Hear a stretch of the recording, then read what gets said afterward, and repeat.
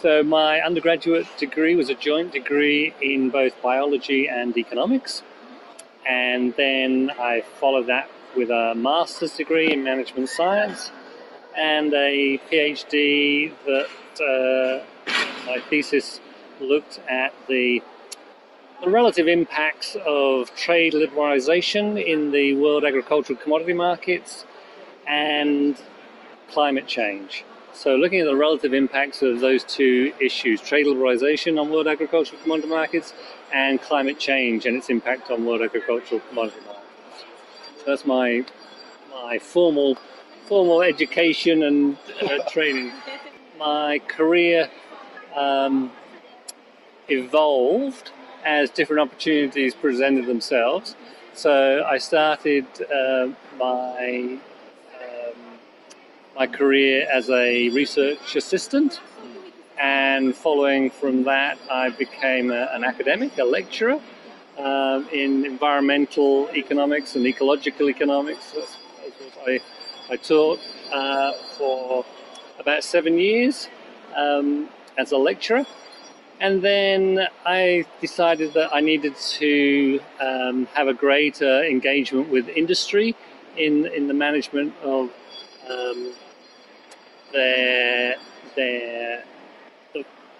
issues that industry face in natural resource areas, agricultural areas.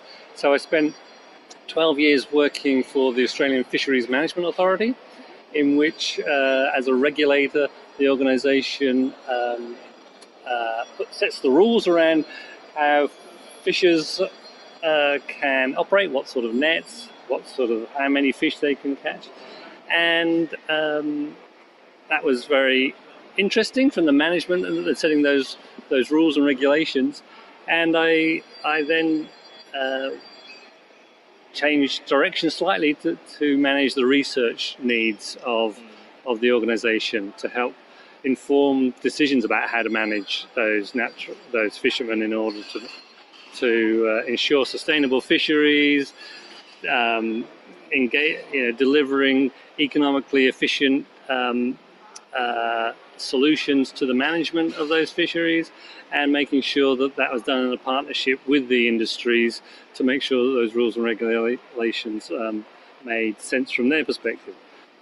Then, following that theme of research management, I then started working for the Rural Industries Research and Development Corporation, which is now where I'm located.